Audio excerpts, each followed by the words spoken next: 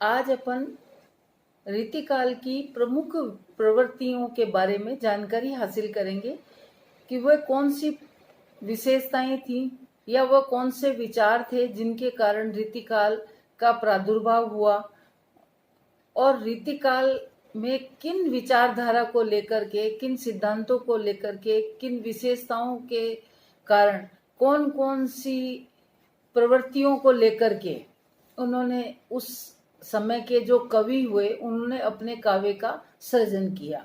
तो सबसे पहले हम देखते हैं कि रीतिकाल जिन परिस्थितियों में आया उसके कुछ प्रमुख कारण रहे कि वह किन परिस्थितियों में आया, और जब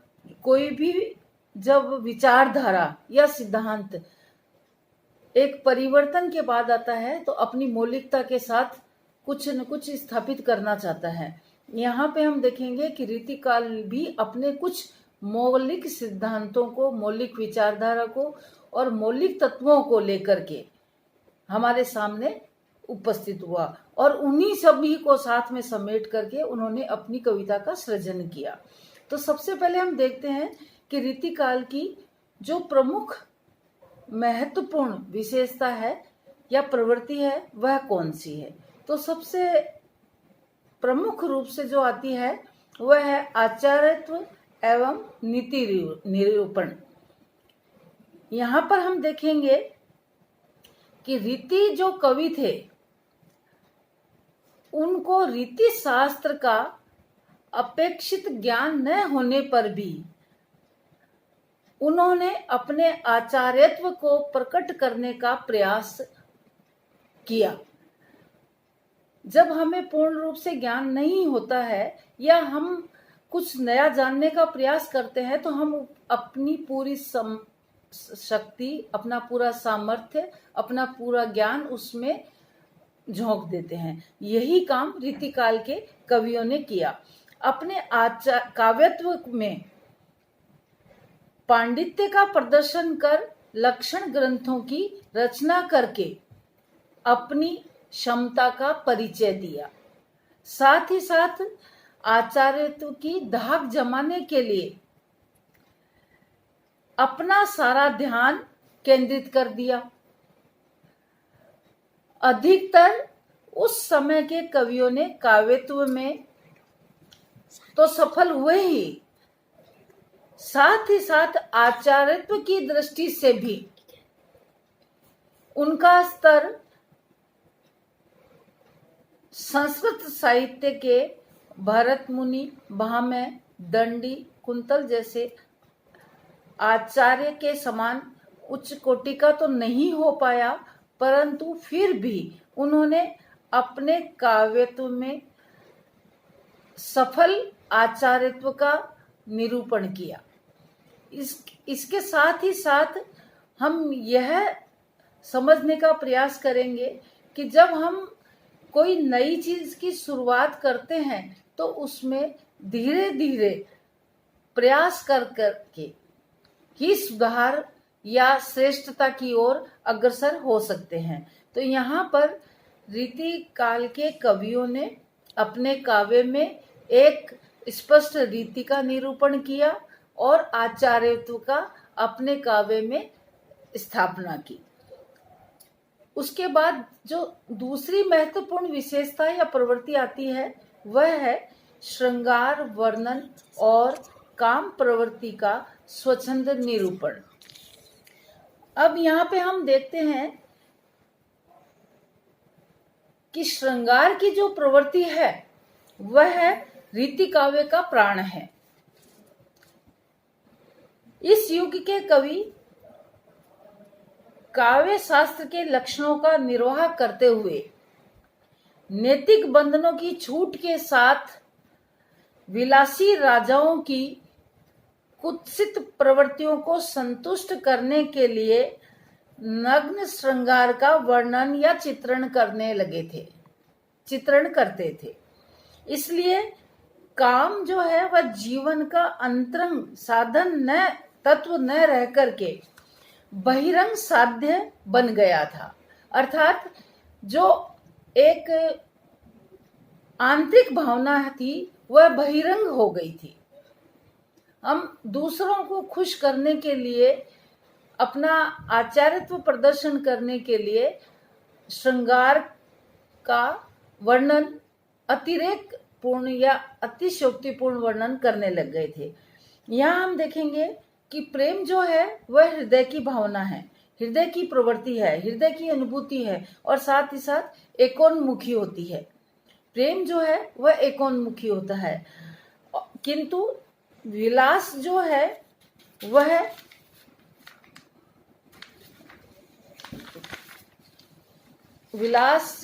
विलासिता जो शब्द है वह भोग का प्रतीक रूप में आता है और रसिकता उपभोग की भावना है जो कि अनेकोन्मुखी होती है।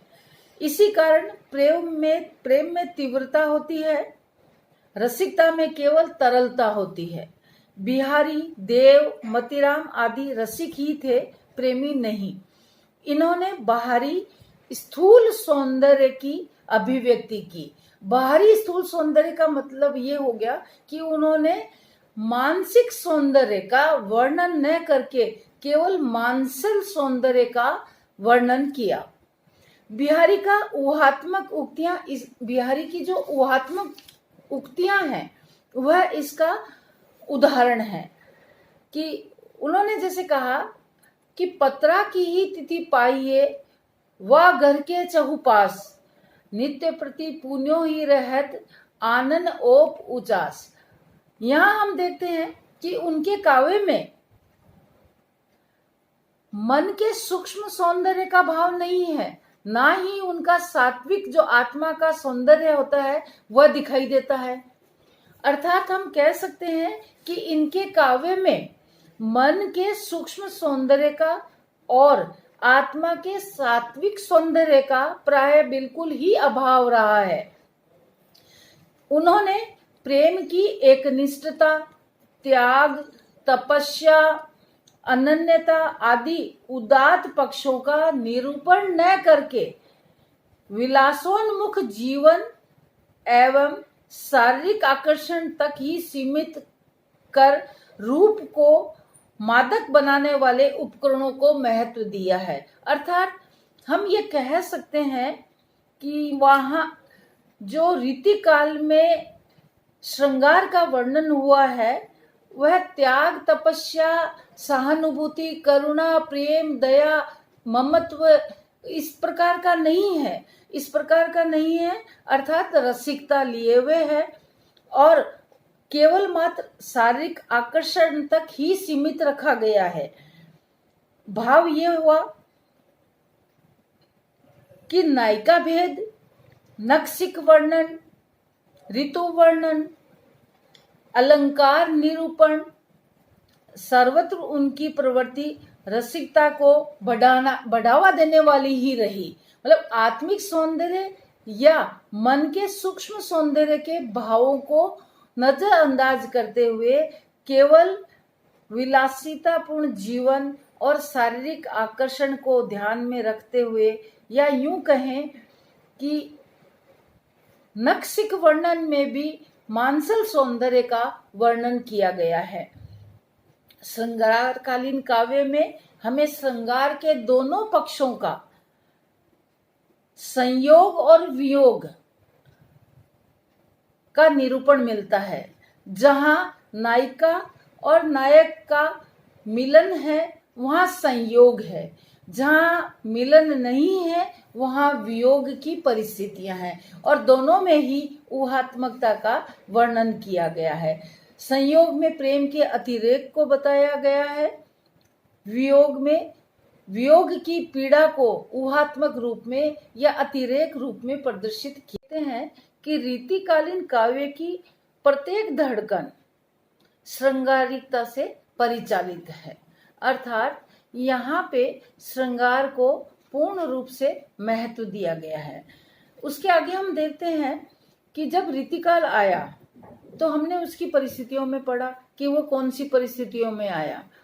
जब हम ये देखा कि भक्ति काल के बाद जब रीतिकाल आया तो कोई तो परिस्थितियां रही हैं कि कैसे आया, किन परिस्थितियों में आया।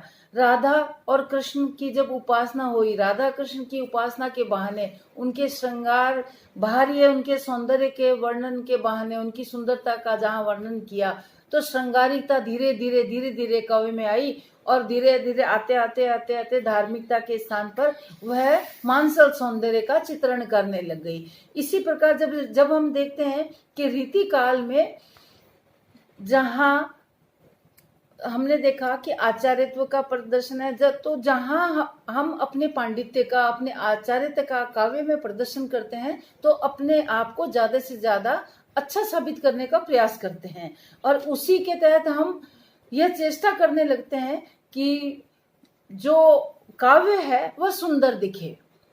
जब वहां जहां हम सुंदर दिखाना चाहते हैं, तो वहां जहां श्रृंगार की बात आती है, तो श्रृंगार के दोनों पक्षों का वर्णन किया गया है, संयोग और वियोग। उसी संदर्भ में हम देखेंगे कि जहां श्रृंगार की बात आएगी तो नारी की बात आएगी, और नारी की बात आएगी तो हम ये देखना चाहेंगे कि रीति काल की जो प्रवृत्तियां हैं, विशेषताएं हैं, उसमें एक महत्वपूर्ण बिंदु यह भी है कि नारी सौंदर्य का चित्रण किया गया है। तो नारी सौंदर्य का चित्रण किस प्रकार किया गया है वो हम देखते हैं कि रीतिकालीन काव्य क्योंकि श्रृंगार रस का काव्य है, अतः रीतिकालीन काव्य में नारी रूप का चित्रण विशेष रूप से किया गया है। सौंदर्य के अखंड और सत्य स्वरूप का निरूपण करते हुए संस्कृत के महाकवि माघ ने अपने महाकाव्य शिशुपाल वध में लिखा है कि जो क्षण क्षण नवीनता को प्राप्त करे वही रूप की रमणीयता है। अर्थात हम ये कहेंगे कि रीतिकाल के कवियों ने सौंदर्य को में लिखा है कि जो क्षण क्षण नवीनता को प्राप्त करे वही रूप की रमणीयता है। श्रृंगार काल में रूपवती नारी विलास का साधन है, जीवन का एक विश्राम स्थल है, जहां सभी प्रकार की दौड़ धूप के से भ्रांत हो पुरुष नारी की मधुर अंचल छाया में बैठकर अपने दुखों एवं पराभवों को भूल जाता है। श्रृंगार कालीन कवि नारी के सामाजिक रूप, गृह लक्ष्मी रूप, उसके मातृत्व रूप, व्यक्तित्व का सम्मान कभी नहीं किया है। अर्थात हम ये कहेंगे कि रीतिकाल में नारी का जो रूप है वह भोग का ही रखा गया है। उसका पारिवारिक रूप, उसका गृह लक्ष्मी रूप या उसका मातृत्व का रूप वह उस समय के तत्कालीन कवियों में अपने काव्य में स्थापित नहीं किया है, अपितु हम यह कह सकते हैं कि उन्होंने उससे अर्थात जो नारी का चित्रण किया वह ज्ञात अज्ञात यौवना, मुग्धा, अभिसारिका, द्युति, खंडिता नायिका आदि कामोत्तेजक रूपों में ही विभक्त किया है। प्राय सभी कवियों की काव्य रचना नक्सिक वर्णन, ललाट, मुख, नेत्र आदि का अलग अलग वर्णन करने में ही लगी रही। परंपरागत उपमानों का प्रयोग करते हुए भी वे रूप का चित्र उभारने में सर्वथा सफल हुए हैं। कवि बिहारी का यह चित्र द्रष्टव्य है, जहां पर उन्होंने रूप का चित्रात्मक ढंग से वर्णन किया है। एक मनमोहक रूप हमारे सामने उपस्थित किया है। मंगल बिंदु सुरंग, शशि मुख, केसर आड़ गुरु, एक नारी लही संग, रस में किए लोचन जगत। इस प्रकार काव्य शास्त्र के घेरे में बंद रहकर भी साधारण पाठक को एक क्षण के लिए आत्म विभोर करने में इनकी नारी भावना समर्थ रही है। तो हम कह सकते हैं कि रीतिकाल के कवियों ने नारी का जो चित्रण किया है वह बाहरी व्यक्तित्व जो उसका है, बाहरी जो सौंदर्य है, उसका मानसिक सौंदर्य है, उसी का चित्रण किया है। उसके आंतरिक भावों को उभारने की उन्होंने चेष्टा नहीं की है।